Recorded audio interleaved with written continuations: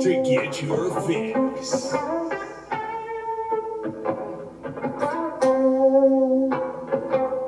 Are you ready? Are you ready to get your fix? Are you ready? Are you ready to get your fix? Are you ready? Are you ready to get your fix? Are you ready? Are you ready to get your fix? Are you ready? Are you ready to get your fix? Are you ready to get your fix? With the Wicks here on this beautiful Tuesday, October 5th, 2021. Week 4 of the 2021 NFL regular season is officially over, and only one team, that's right folks, only one team remains undefeated, which is the Arizona Cardinals. And I think everyone, is probably a little shocked, except for myself. I've said it in the past, and I'll continue to say this until they get the respect they deserve, but they are probably the most underrated team in the NFL. Okay? However, they are making some noise over there in the NFC West, but we are going to get to another team shortly that was rolling last night, all right, and ultimately ended up getting spanked by the Los Angeles Chargers, who, again, I think are another very, very underrated team by a lot of people. A lot of people overlook the Chargers a little bit, but I think last night we can finally say that, hey, this is a really good Chargers team. Just came off a win from the Chiefs, come over here, beat the undefeated Raiders, who are 3-0, now sitting at 3-1. Now the Chargers are ahead. Okay, they are number 1 in that AFC West division with the Chiefs, Broncos, and Raiders as well, and they are rolling. Other than that, we are going to get to that, I guess other than that Monday Night Football game, we're going to get to Josh Gordon, some David Montgomery, Marshawn Lynch, Jamie Collins, and is Urban Meyer on the hot seat in Jacksonville? I guess we'll find out. But that is what we're going to talk about. So with that being said, are you ready to get your fix? Well, right off the bat, we got this Monday Night Football game, and boy, did we have a pretty decent one, I'd say. Okay, the Chargers take a quick 21-0 lead. You're thinking, well, what the fuck happened with the Las Vegas Raiders? Coming off, a 3-0 start to their season, looking really hot. Defense is playing phenomenal. Offense is starting to click here and there. Derek Carr looking like a top 5, top 10 quarterback in the NFL, arguably, okay? He just has to figure out what receivers work best with him. It means Zay Jones, Hunter Renfrow, Henry Ruggs, Darren Waller. I mean, it's just all. I mean, the decision making he has to make out there every single game is a tough one, because if nothing's open, he's just going to sling the ball right to Darren Waller, and we've seen that have success. We've seen that, obviously not have success as well. But that Raiders team looked pretty solid, okay, going into the season. But going down 21-0, it's like, okay, it's halftime. What the fuck's going to happen? Raiders score. Okay, it's 21-7. All right, Chargers have a chance. End up turning the ball over again. I mean, it's 14-21. Now it's like, okay, this Raiders team is back. Let's see what's happening. All right, they're rolling. Maybe they can tie this game, possibly win this game towards the end. So it's 21-14. Chargers get the ball. They capitalize instantly, move all the way down the field, put a touchdown up. 28-14 was the final score of this game. One big takeaway, not only from this game, but I'd say for the last 3-4 weeks of the NFL, so the entire season basically, the refs fucking suck. They are garbage.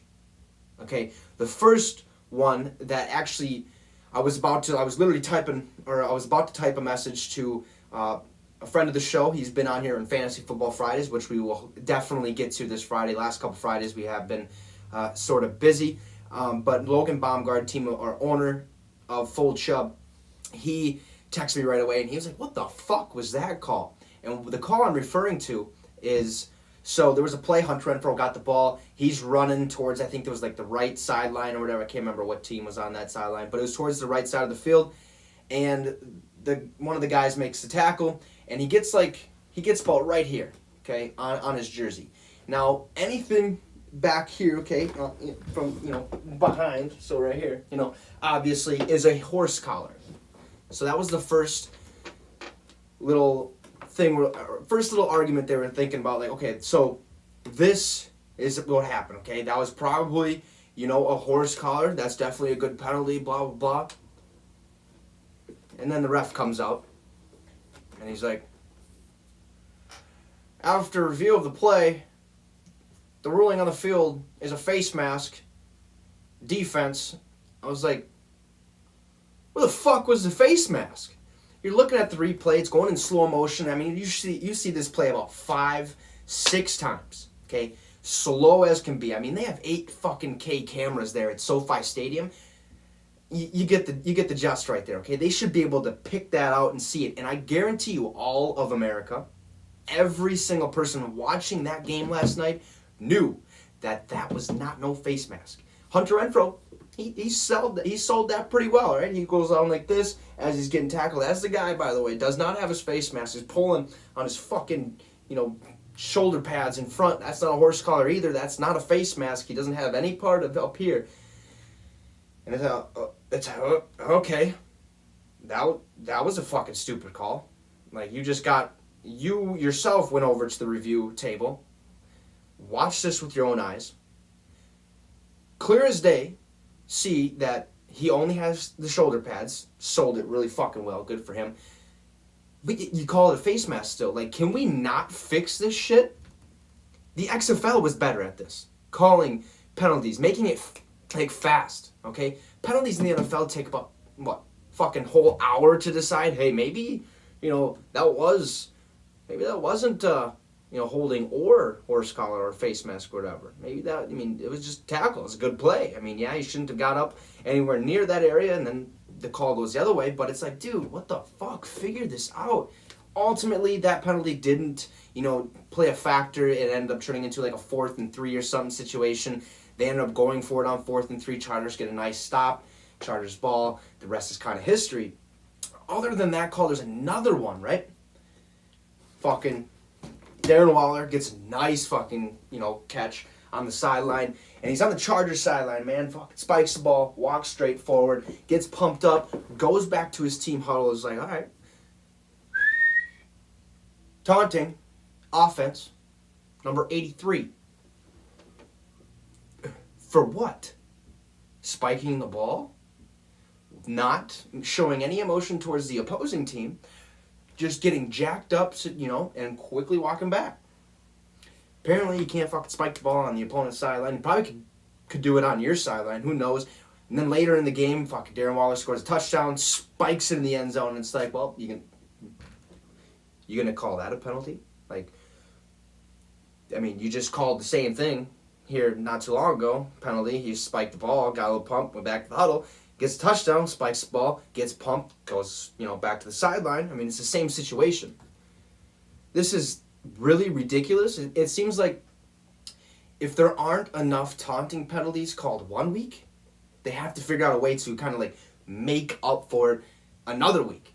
It's like, can we not have a happy medium or just like fucking just take it out regardless? Because like this, football is an emotional sport.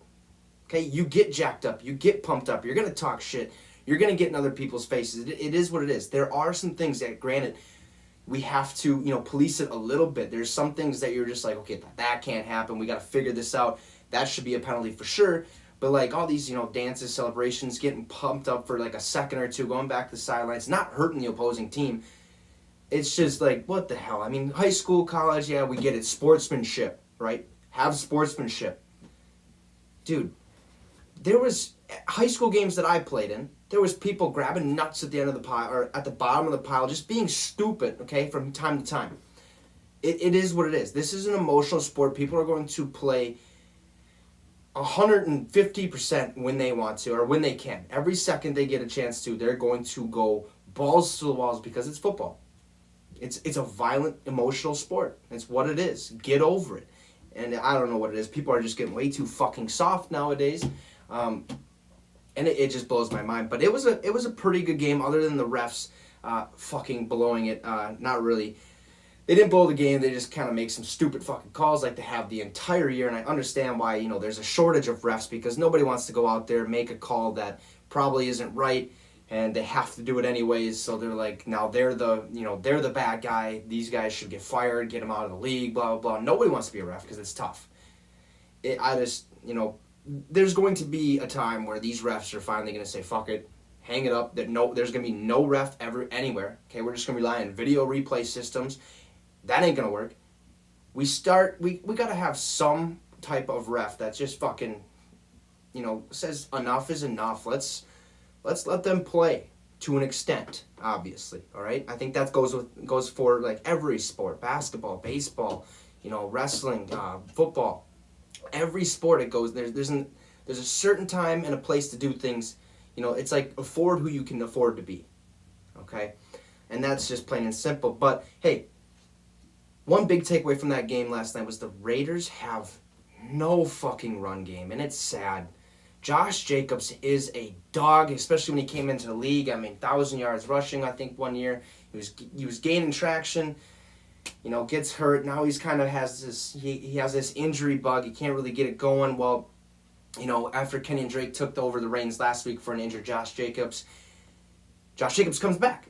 All right, this should be good news. But I did tell everybody, they're like, "Who do you got tonight? Chargers, Raiders." I'm like, I got the Chargers because I feel like the Chargers will be able to run the ball a little bit better. But if they can't, obviously their pass game is gonna be a little bit better. Where the Raiders, like, they have to rely on that pass game because that defense of the Chargers, they are looking fucking awesome this year. Okay, that front four. Granted, Joey Bosa has to, get his production going a little bit more. He started that, I believe, 2 weeks ago. He's getting up there. He got a sack or two last night, so that was big news. But the Raiders have no run game. 48 total yards of rushing last night for the Raiders. Josh Jacobs had 40 of those. I think you got to find a way to, you got to find a way to make it work. You should not have only 40 rushing yards. Okay, I think Derek Carr was their second leading rusher. Like, what happened to Kenny and Drake? Why can't you just let him run a little bit too? Like, mix in guys, find the right guy that's going to get going, get you yards, move the ball downfield, potentially score a touchdown, instead of just, fuck it, let's stick with him. He's not getting anything. Maybe he'll get going later in the third, fourth quarter. We'll see. I don't know how it's going to all pan out, but fuck it, keep him going, keep going. It's like, do you not watch the Cleveland Browns? Do you not watch film? Like, the Cleveland Browns have two solid running backs, Nick Chubb, Kareem Hunt. If one of them doesn't get going, the other one comes right back in, starts doing his thing, looks really, really well. I don't know, they got to figure that out big time, because if they can't figure out how to have a run game, granted, we've seen the Chiefs do this in the past, go to the Super Bowl, win the game with little to no run game at all, but it's like, this is the fucking Raiders we're talking about. This is John Gruden's offense we are talking about. This team is so unpredictable, so, you're just very uncertain of what the outcome of every game is going to be. They started 3-0. I think they started pretty solid last year, if I had to remember. I can't really remember off the top of my head, but it's like, come on. The Raiders were 4 for 13 on third down, 1 for 3 on fourth down.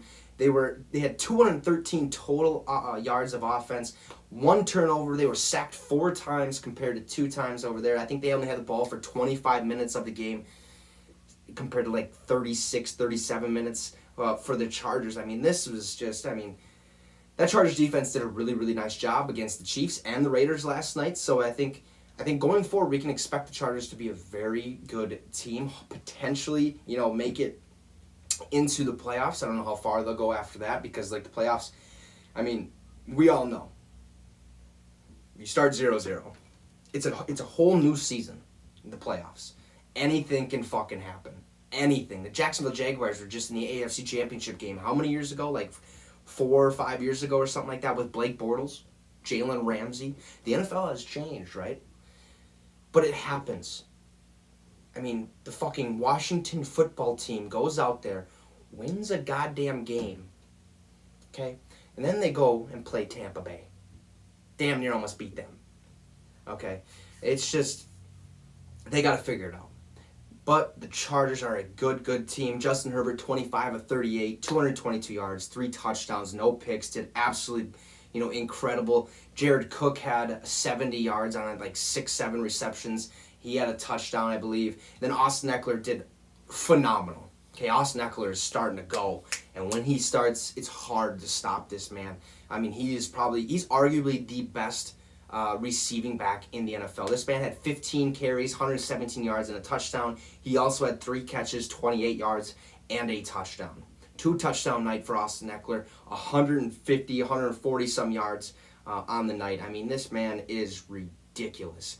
This offense for the Chargers, they're rolling, and they're rolling very, very fast, and they're going to have a really, really good year, I believe, if all players stay healthy, if everybody kind of stays healthy. They are going to be a team to beat in that AFC, division, the whole AFC division. But the Buffalo fucking Bills are amazing.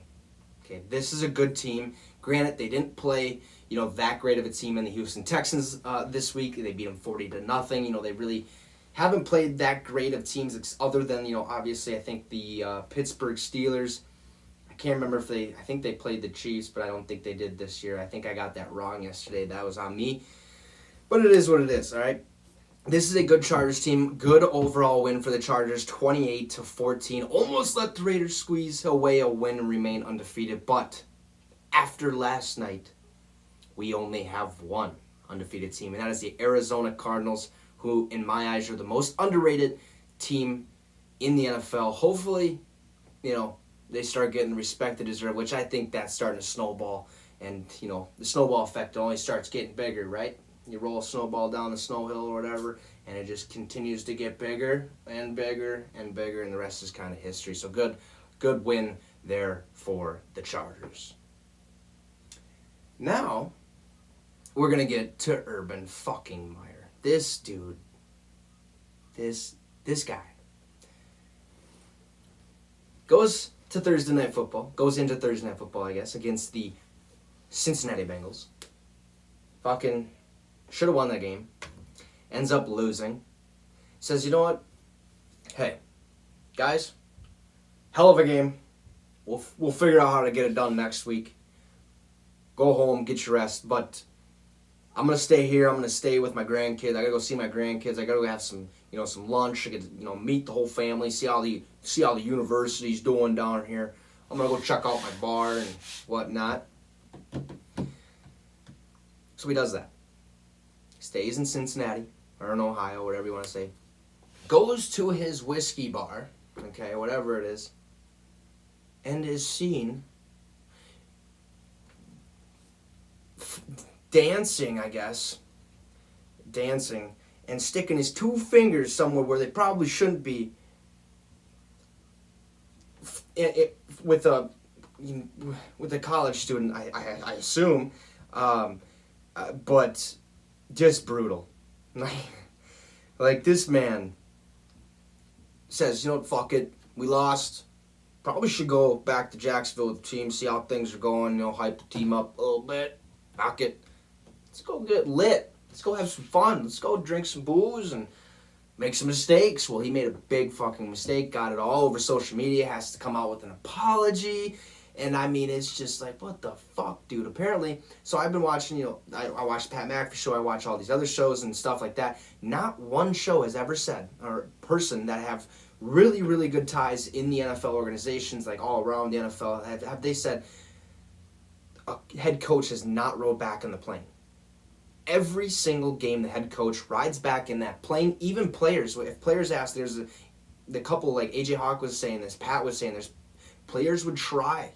Hey, I mean, is it okay if we stay here? You guys go back. We got some family things, blah, blah, blah. Coach basically would be like, yeah, fuck no. You're getting on that plane, and we're going back to Jacksonville. We're just gonna, relax a little bit. Wasn't the case with Urban Meyer. He was, I don't know what this is all about. Is he fucking thinking this is college football, or is he literally trying to say, fuck it, get me out of the NFL. I hate this. I'm losing. I'm not a good coach in the NFL. I was really good in college. I won a national title. I think a couple of them. I don't like this. Like, get me out of here. Like, this is, It is just absolutely mind-boggling. I got to see like one part of the video, didn't get to see the other parts of the videos and stuff like that, but it is not good news. And this is the statement after all that was figured out. I mean, he got a little tipsy, found a delinquent, a young person in their probably 20s or early 20s, late 20s, who knows how old that person was. I haven't dived into that. I won't dive into that, but this is a statement from Shad Khan after this. I have addressed this matter with Urban. Specifics of our conversation will be held in confidence. What I will say is his conduct last weekend was inexcusable. All right? I appreciate Urban's remorse. He really didn't have any, which I believe is sincere bullshit. Now, he must regain our trust and respect. Interesting right there. That will require a personal commitment from Urban to everyone who supports, represents, or plays for our team. I am confident he will deliver. Well, you just said he has to regain your trust. Good luck on doing that. I mean, that is a very, very poor decision in an organization that is looking to rebuild, an organization that is building a fucking sports complex in the city of Jacksonville. Literally, I think they're making this like a Duval little fucking like town for Jacksonville Jaguar fans to kind of go and have fun and do what. I mean, this whole organization is trying to go here, and Urban Meyer was like, fuck it, let's do it. I'll help this organization do it. And now he's just like, I just went and got lit. This team is trying to go here, and I just brought it a little bit down. Oh no, we're 0-4.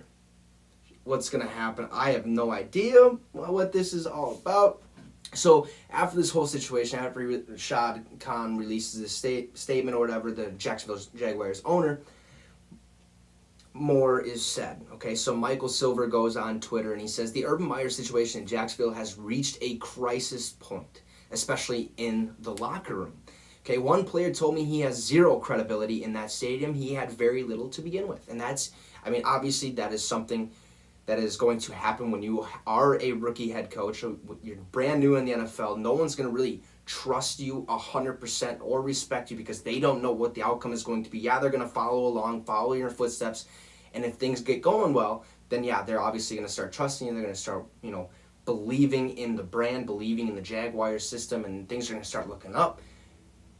So it's like, yeah, okay, obviously he had a little credibility to begin with, 2-time national champion or something like that, a couple times I should say.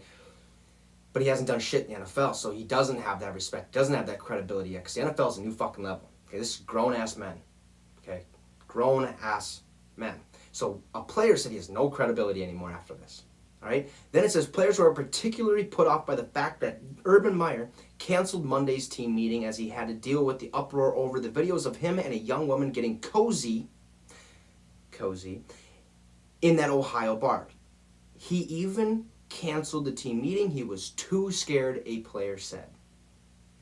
He has this whole situation, or he released his statement. Apparently he went to individual groups of players and apologized individually.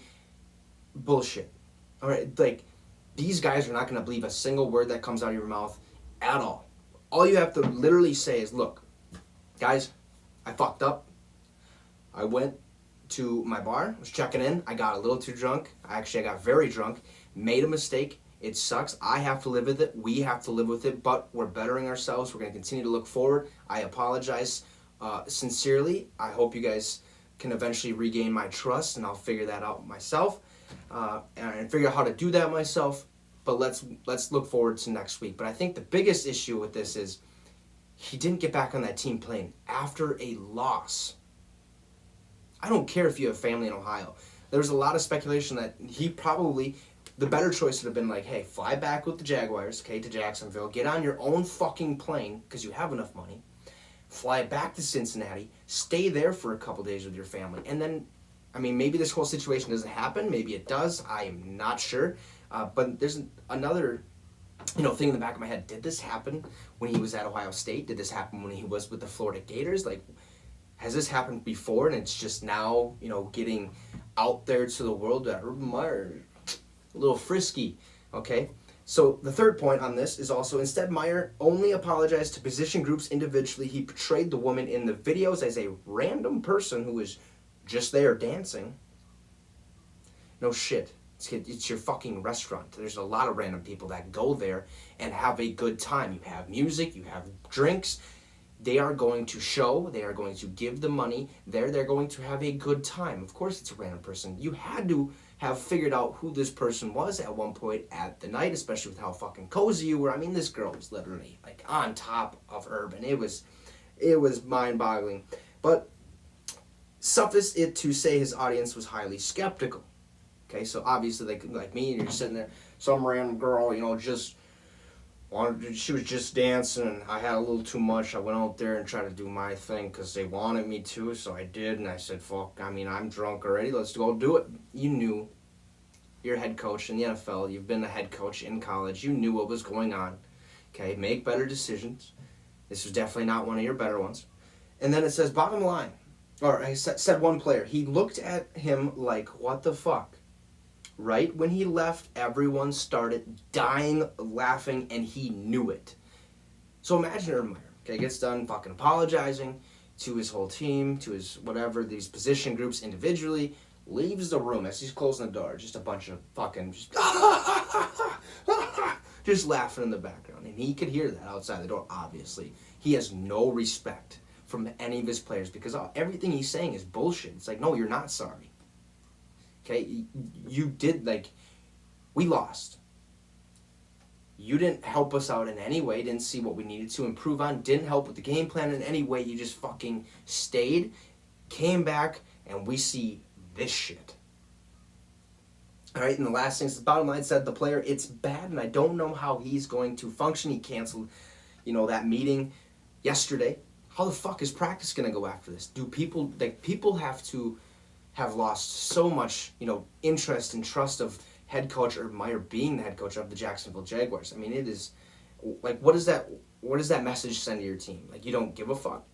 You just want to go 0-17, get a number 1 draft pick, get another fucking Trevor Lawrence type player, maybe offensively, maybe defensively, and just continue to move this boat forward. It's dude, you're not going to last long. And from what it is sounding like, it doesn't sound too good on Urban Meyer's part, where he could very likely end up losing his job because of this, because if nobody trusts him, this organization is just going to go up in flames. And I don't think the Khan family wants that at all. I don't think Jacksonville wants that. I don't think any fan of the Jaguars wants that to happen at all. So we'll continue to continue to stay around this little unfortunate bit of information surrounding Urban Meyer, but Jacksonville could be looking at a new head coach. And I don't know when that's going to happen, or if it's going to happen. Maybe they just roll with it. Maybe he figures it out and, fucking ties his tie and goes to business, goes back home, goes to bed on the couch, because that is definitely where he's sleeping, and then goes back and does his original routine, or her routine that he does every single day. But Urban Meyer, brutal, man, brutal. Enough with that situation. Let's get to Josh Gordon, who is actually set to play this Sunday. He just was signed to the 53-man roster for the Kansas City Chiefs, in which they play the Buffalo Bills. So there's your answer. They haven't played the Bills this year. They are playing them this fucking week. This is going to be a huge game. Whoever wins this game, which I think is going to be the Bills, is probably going to go to the Super Bowl and make noise happens. I still have the Buffalo Bills, and I think the Bills are going to win this game because Josh Allen is, ridiculous. 118-21, they've outscored their opponents the last 3 games on a 3-game win streak. Lost to the Pittsburgh Steelers week 1, 16-23. Probably should have won that game. It is what it is. But the Chiefs signing Josh Gordon is big news already, because if this guy is already on a 53-man roster a week after signing his contract, that means he is turning heads, which is the case. All the news coming out of training camp, or not a training camp, out of practice and all the camps that they're having or whatever, is that Josh Gordon is massively, impressing all the coaching staffs, all the, personnel there, the whole organization. He is now on the 53-man roster, and he should play this Sunday against the Buffalo Bills. So if you need a wide receiver, go at him on fantasy, if you will. I don't know how many touches he's going to get, how much of a factor he's going to play, but just know when he's on the field, he is electrifying, folks. Okay, we said it, we looked at his stats that one day. It was like 1,600 yards. It was his best in 1 year. I think he had like 12 or no, it was a ridiculous amount of touchdowns. I believe. I think it was like 13 or 14 or something like that. So we know what he's capable of doing. Now let's see if he can continue to do that. This will be, I think, his third stint in the NFL. The Cleveland Browns. He played with the Seattle Seahawks, he played with the New England Patriots, and now he's on the Kansas City Chiefs. I don't know if this is his fourth stint or just his third. If it's his fourth stint, wow. A man like that to get that many chances, I mean, it is crazy, but good for him. I'm glad we get to see Josh Gordon back in the NFL, and especially with a fucking electrifying team like the Kansas City Chiefs who can put up points just like that. So, enough on Josh Gordon because... I mean, that's basically all you need to know is that he's on the 53-man roster, should be playing against the Bills this Sunday. Let's talk about David Montgomery, who went down with a pretty serious knee injury this weekend. All right, everyone was thinking, this probably season-ending, probably tore his ACL. This sucks. Damian Williams ended up getting injured that game. He's not as serious. He should be fine. Well, after thinking this might be season-ending injury for David Montgomery, like we talked about, tests have shown that he only has a knee sprain and is probably going to be out of 4 to 5 weeks. Okay, so we're looking at about week 10. Okay, week 9, week 10, he's going to be back in that Chicago Bears offense. But as of right now, Damian Williams will be getting a lot of reps, will be that starting running back for the Chicago Bears for at least the next 4 weeks, possibly 5. And that's big. Okay, they play the Raiders this week, coming off that unfortunate loss to the Chargers, 28-14. They did try to crawl back into there, but they just couldn't get it done. They are 3-1. The Bears are, not looking the greatest, to say the least. I mean, I think it's Matt Nagy. A lot of people are looking for him to get fired. A lot of people are wanting him out.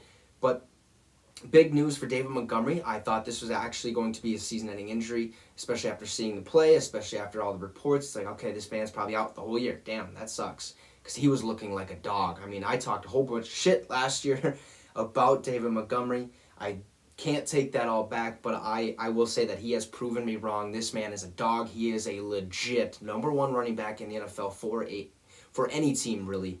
And it's just sad to see him go down, but it is good news to see that it's only a 4 to 5 week injury and that he should be back to 100% 4 to 5 weeks from now. So as of right now, Damian Williams is the starting running back for the Chicago Bears. So go get him, go sign him to your fantasy leagues, and he'll get you points. Hopefully, we'll see.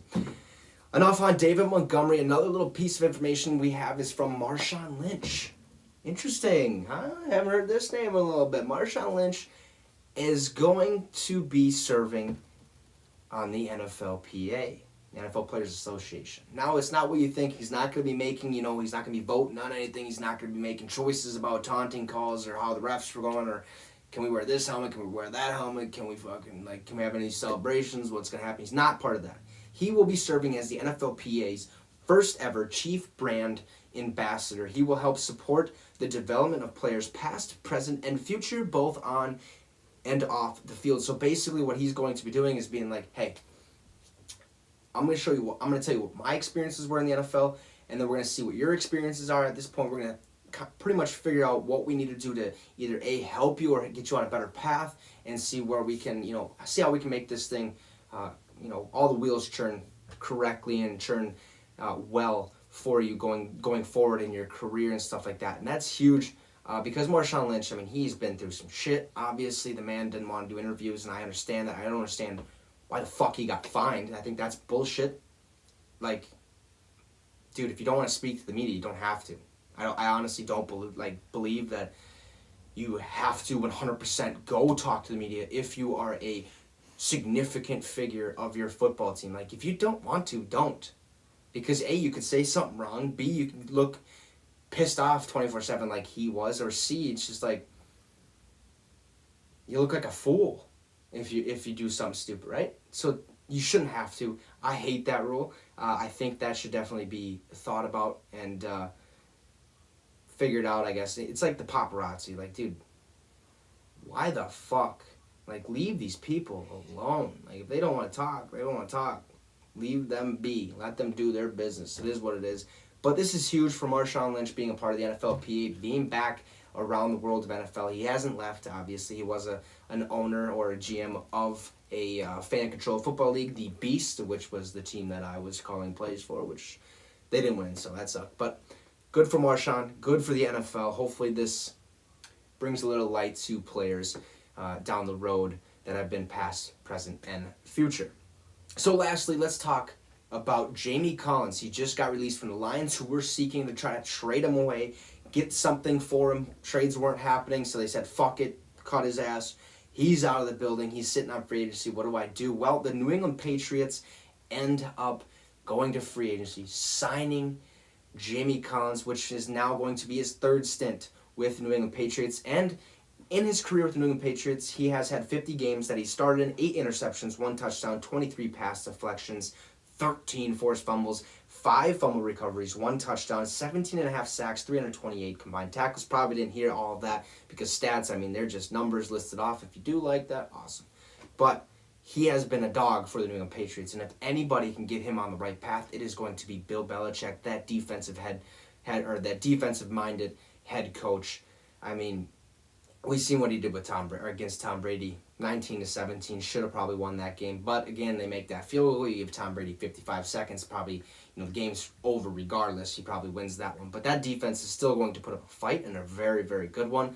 Good for Jamie Collins getting his third chance to be a New England Patriot, and I hope it is a good one. He should make plays right from the get-go, obviously knowing the system from the past, obviously having that relationship with Bill Belichick and the defensive coordinator over there. I think it's Matt Patricia. So big signing there for the New England Patriots and for Jamie Collins.